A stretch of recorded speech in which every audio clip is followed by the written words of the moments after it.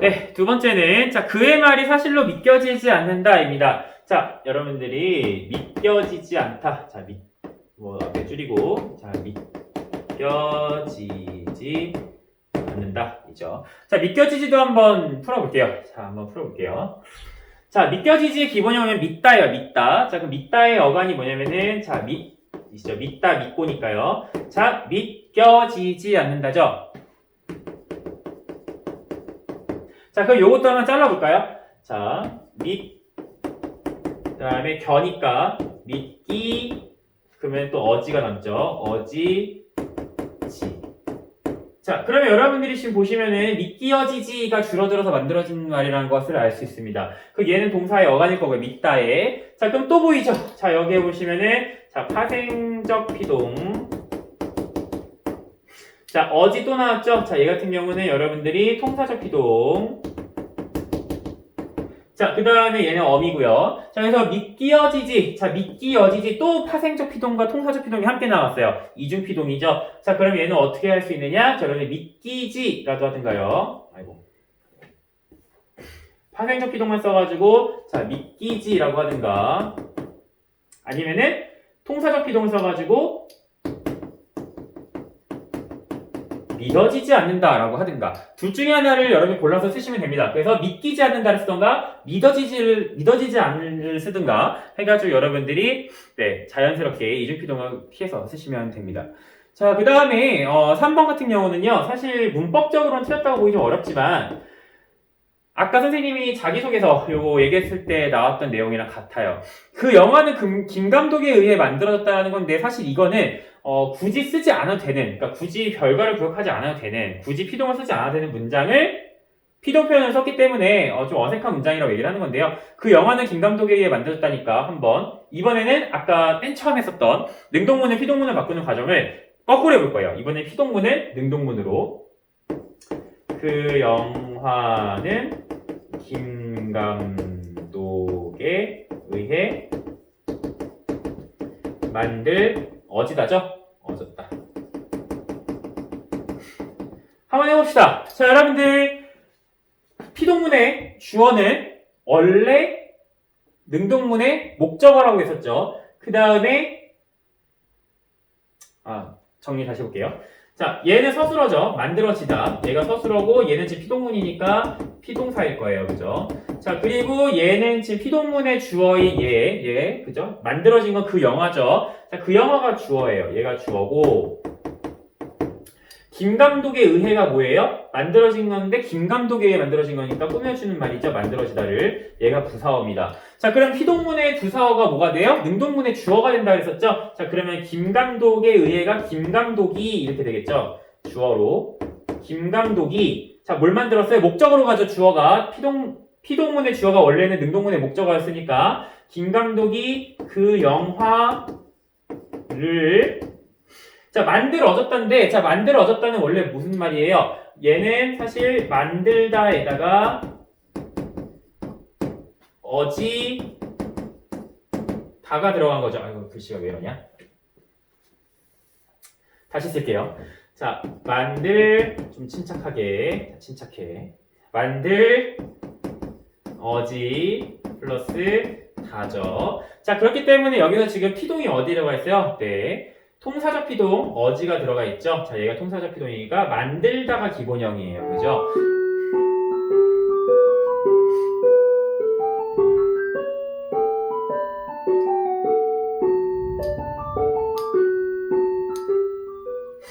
네, 여러분들 보시면은 과거형이 빠졌죠? 사실 어지 플러스 여기에 뭐가 들어가야 되냐면 과거 시제였던 어시 들어가야 돼요. 자, 근데 어를 뭘로 뺐어요? 실수. 자, 그래서 여러분들이 어지였다니까 어다가 되겠죠? 자, 그 영화를 어다가 될 겁니다. 이렇게 하면 뭐가 되는 거예요, 이제? 얘는 짜잔! 능동문이 됩니다.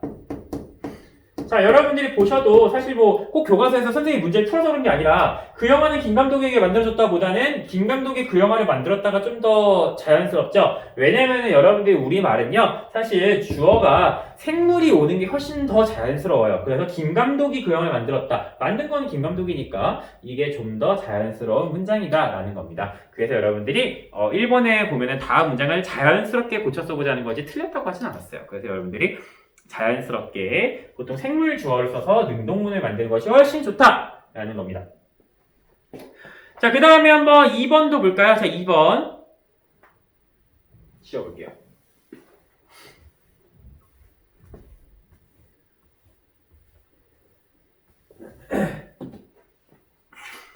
자, 2번 보시면은, 자, 방송보도 내용에서 피동표현 사용 가닥이 무엇인지 얘기해보자. 자, 방송보도 연합뉴스 TV에서 2016년에 나왔던 방송인데요. 자, 차량이 뒤집혀 도로가 막혔습니다. 라고 되어 있는데, 피동표현이죠. 왜냐면 여러분, 차량이 뒤집혀라는 거는 뒤집다에서 나온 말이죠. 뒤집다. 뒤집에다가 히에서 뒤집혀가 되는 거죠. 자, 보시면 여러분들이 이 히리기 중에서 여러분 피동의 접사, 자, 피동 접사, 파생적 피동, 히 들어간 거 보이시죠? 자, 그래서 여러분들이 뒤집히어 있는, 자, 피동 표현 사용했어요. 도로가 막혔습니다. 자, 막혔습니다도 막다에다가 히, 그 다음에 었습니다인가요? 막히었습니다니까요. 막히었습니다. 네. 자, 보시면은 여러분이 여기에도 뭐가 들어가 있습니까? 네, 여러분들이 보시면은 여기에 파생의 전미사, 네, 파생적 피동, 피동의 전미사, 파생적 피동이 이루어진 걸 볼 수가 있습니다. 자, 그래서 얘도 막혔습니다라고 되어 있는데요. 자, 둘 다 여러분들이 뭐예요? 피동을 사용한 문장이구나. 자, 여기서 피동 사용했고요. 그 다음에 가스줄로 화재가 발생해서 전기와 수도마저 끊겼습니다. 자, 끊겼습니다도 여러분들이 피동 표현이죠. 자, 끊기다. 자, 끈타가 원래 기본이죠. 끈타. 끊기었습니다. 자, 여기도 보시면은, 자, 이 히리기에, 네, 피동 전미사, 기가 들어가서 파생적 피동이 이루어지는 걸 볼 수 있습니다. 자, 그래서 여기 역시 끊기였습니다. 끊겼습니다. 그래서, 피동문이라는 거를 알 수가 있죠. 자, 그럼 여러분들이 지금 피동문을 썼는데, 자, 얘를 왜 피동문을 굳이 이렇게 썼느냐라는 얘기예요. 일단은 여러분들이 두 가지의 이유가 있습니다. 첫 번째 이유는 뭐냐면요. 얘를 만약에 여러분 능동문을 바꾸면 어떻게 될까요? 차량이 뒤집혀 도로가 막혔습니다. 그 뒤에 쭉 읽어보시면은 곧이어 요란한 폭발음이 들립니다. 아직 대피가 끝나지 않은 상황, 본진에 이어서 여진이 발생한 것입니다. 강진으로 등등등. 자, 그럼 결국에는 뭐냐면은 이 차량을 뒤집고 도로가 막혔고 그 다음에 전기와 수도를 끄는 거는 누구냐면은 주어가 뭐냐면 지진이에요. 지진이 씨 말고요. 지진이에요, 지진. 지진. 자, 어스케이크. 그죠? 어스케이크인데. 네. 자, 그래서 지진이 주어예요, 지진. 자, 지진이 주어인데, 자, 여러분들이 지진을 주어로서, 자, 뉴스 보도를 하는데, 여러분들, 지진이 차량을 뒤집고 도로를 막았습니다. 이렇게 말하면은 좀 이상하잖아요. 그죠? 자, 이렇게 뭔가, 능동문으로 바꾸었을 때, 만약에 주어가, 그 행위의 주체가, 주어가, 만약에 이게 지진이라든가, 이게 한번 꽂히는 게 지진이가 계속 생각나네요. 자, 지진이라든가, 이런 자연물이라든가, 자연재해라든가, 자연현상, 그죠? 이런 거라면은 여러분이 주어를 쓰기가 어려워요. 자, 그렇기 때문에 이럴 때에는, 피동문을 써서 주어를 생략하는 것도 좋은 방법입니다. 어색하지 않도록요. 그래서, 네, 지진이 차량을 뒤집고 도로를 막았습니다가 아니라, 네, 차량이 뒤집히고 도로가 막혔습니다. 이렇게 표현을 하는 게 더 좋습니다. 자, 그리고요, 여러분들이 뉴스잖아요. 뉴스는 여러분이 누가 뭘 했다를 전하는 것보다 약간 팩트를 전달하는 것이 목적이잖아요. 그렇기 때문에 사실 전달을 하는 말하기를 해야 되기 때문에 여러분들이 그 벌어진 벌어진 결과, 상황을 전달하는 말투를 써야 돼요. 그렇기 때문에 여러분들이 피동 표현 쓰면 좀 더 뉴스로서 팩트를 전달하는 느낌이 들어서 조금 더 객관적인 느낌을 줄 수가 있습니다. 자, 그래서 정리를 해보자면 첫 번째, 자, 이렇게 뉴스에서 피동 표현을 쓴 이유는 무엇이냐? 네, 첫 번째로는, 네, 주체가 드러나기에는 조금 약한 경우, 네. 지진이 뒤집으려고 한 건 아니죠.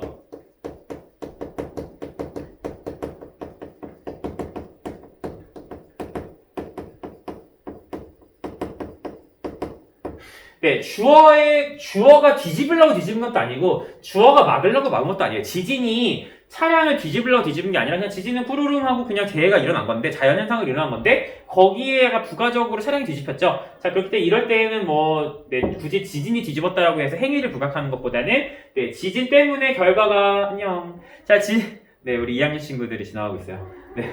자, 그래서, 지진이 뒤집었다라는 것보다는 지진 때문에 뒤집혀서 의도성이 약하니까, 피동표현을 쓰거나, 혹은 주어를 밝히기 어려운 경우, 그죠? 지진이 자연 현상이니까, 밝히기 어려운 경우에는 피동표현을 씁니다. 혹은 두 번째로는, 아까 말했던 것처럼,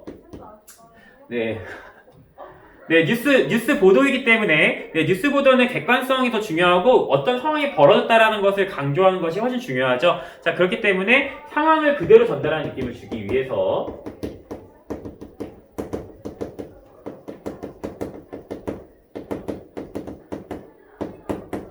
느낌을 주어서 객관성을 확보할 수 있습니다. 그래서 객관성을 확보하기 위해서 여러분들이 피동표현을 쓰는 경우도 있다라는 겁니다. 그래서 여러분들이 이러한 피동표현 상황으로서 얻을 수 있는 효과를 보시면은 좋을 것 같습니다. 그래서 피동표현 왜 썼는지 한번 알아보았습니다. 자, 225페이지로 넘어가 볼게요. 자, 225페이지를 보시면 여러분들이 인용 표현이 나오는데요. 자, 일단 칠판 한번 지우고 가죠.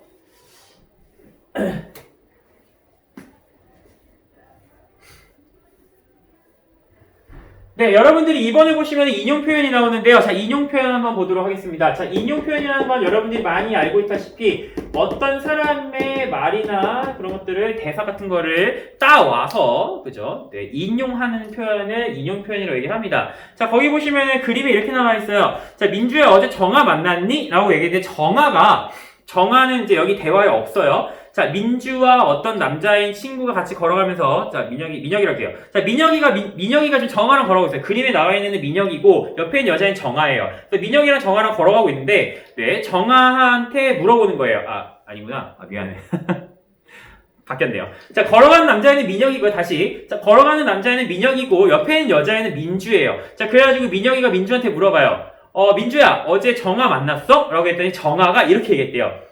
민주야, 나 너랑 친하게 지내고 싶어. 라고 얘기했다는 거죠. 자, 그래가지고 이 민주는 정아가 민주한테 친하게 지내고 싶어 라고 얘기했다라는 대화 장면을 얘기하고 싶은 거예요. 그러면 그걸 어떻게 얘기해야 되느냐? 그래서 민주가 약간 버벅거리죠. 만났지. 나랑 친하게 지내고 싶다라고? 아니, 싶다고? 뭐라고 써야 되지? 하면서 인용 표현에서 얘기를 하고 있습니다. 근데 사실 둘 다 맞아요. 네, 둘 다 맞고, 사실 종류의 차이지, 둘 다 인용 표현이 맞습니다. 자, 그럼 어떻게 표현해야 하는지, 어떤 차이가 있는지 한번 보도록 할게요.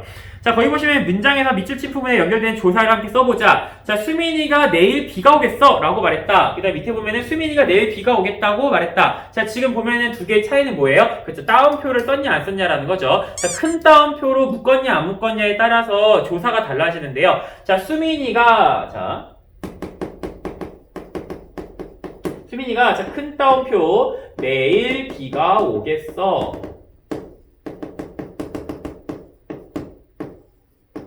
자, 아이고, 쥐지를 썼네요.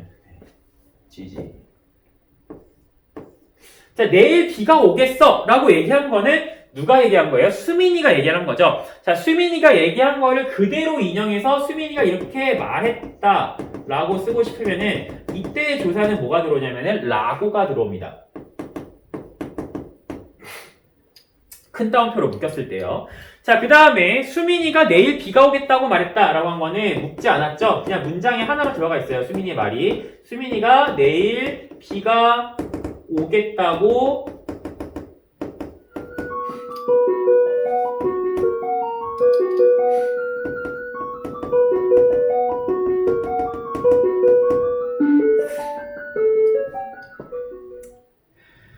네, 보시면 아시겠지만, 자, 여기의 차이점. 자, 얘는 큰 따옴표를 써가지고 라고로 묶은 거고요. 큰 따옴표를 묶은 다음에 라고가 붙은 거고요. 얘 같은 경우는 내일 오겠다고 말했다 하면서 문장 안으로 수민이의 말이 들어왔어요. 문장 성분으로. 자, 그렇기 때문에, 이런 차이가 있다. 자, 그럼 얘는 수민이가 말한 걸 직접 인용했으니까 얘는 직접 인용이라고 얘기를 하고요, 여러분들. 이렇게 수민이가 말한 거를 간접적으로 문장에 포함시켜서 얘기하는 거를 간접 인용이라고 얘기를 합니다.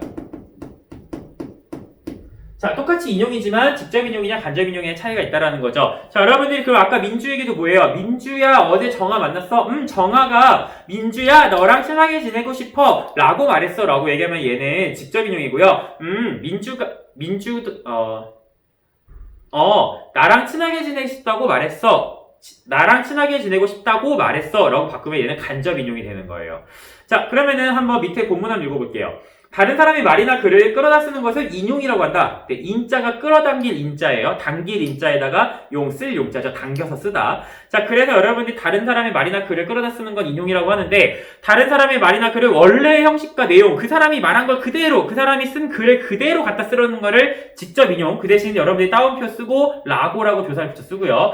자, 그 다음에 여러분들이 다른 사람의 말이나 글을 인용해서 그 내용만, 사실 형식은 그냥 그대로 갖다 기본형으로 쓰고요. 내용만 갖다 끌어 쓰는 건 여러분들이 간접 인용이라고 이야기를 합니다. 자, 그래서 보시면은, 수민이가 내일 비가 오겠다고 말했다라고 한 것처럼요. 자, 그럼 다음 문장을 활용해서 인용문을 만들어 보자라고 되어 있습니다. 자, 그럼 여러분들 인생은 짧고 예술은 길다라는 문장이 있는데 얘를 인용을 해서 여러분들이 문장을 만들어 볼 거예요. 자, 그러면은 직접 인용을 하면 여러분들이 얘를 그대로 갖다 써야 되죠. 그대로 갖다 써서 따옴표로 묶으면 됩니다. 자, 선유가 친구에게 어떻게 써야 돼요? 인생은 짧고 예술은 길다. 자, 뒤에 뭐가 와야 돼요? 또 쥐지를 썼네. 자꾸 쥐지 쓰죠. 자, 길다, 라고 해서 조사가 들어야 되죠. 길다, 라고 말했다. 말했다는 뒤에 있죠? 네, 라고는 있고요. 자, 그러면 예를 들면 간접 인용을 쓰면 선유가 친구에게 인생은 짧고 예술은 길다, 라고 쓰면 안 돼요. 길다고 말했다. 이렇게 얘기하시면 됩니다. 그럼 얘는 뭐가 되는 거예요? 간접 인용이 됩니다. 자, 인용 표현은 매우 쉽죠? 자, 같이 한번 226페이지 넘어가 보도록 할게요.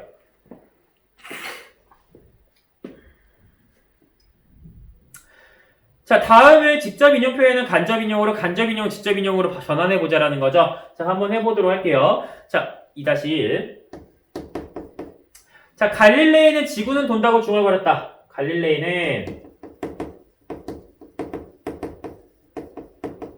지구는 돈다고 중얼거렸다. 라고 했는데, 자, 얘는 보시면은 지금 따옴표도 안 묶었고 갈릴레이가 중얼거리는데 뭐라고 중얼거렸느냐? 지구는 돈다라고 중얼거렸어요. 그럼 이 지구는 돈다가 여러분들이 갈릴레이가 얘기한 거죠. 자, 그럼 여기 보시면은 따옴표도 안 묶었고 조사도 고를 썼어요. 자, 그렇기 때문에 갈릴레이는 지구는 돈다고 중얼거렸다는 뭐예요? 간접 인용문입니다. 그럼 얘를 뭘로 바꾸면 돼요? 직접 인용문으로 바꾸면 돼요. 사실 정확하게 얘기하자면은 원래 인용문은 그 사람이 한 말을 그대로 갖다 쓰는 거기 때문에 원래는 갈릴레이는 그래도 지구는 돈다고 중얼거렸다고 했지만 여긴 안 써있으니까 그냥 할게요. 자, 어떻게 바꿔야 되냐 이렇게 얘기했죠. 갈릴레이는 따옴표 묶어야죠. 지구는 돈다 라고 라고 중얼거렸다. 원래는 갈릴레이는 그래도 지구는 돈다라고 했어요. 그 때문에 갈릴레이는 그래도 지구는 돈다라고 중얼거렸다 이렇게 쓰셔야지 정답이긴 하지만 그냥 대충 쓸게요. 자, 2번 뭘 하려는 건지 알겠죠? 네, 따옴표 쓰고 라고, 얘는 고, 따옴표 안 쓰고. 자, 2번 볼게요. 자, 2번에 보시면은 정의는 우리 오빠가 드디어 귀국했어 라고 말했다. 이거 조금 복잡해요.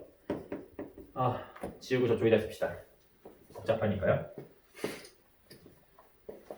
자, 정의는 우리 오빠가 드디어 귀국했어 라고 말했다.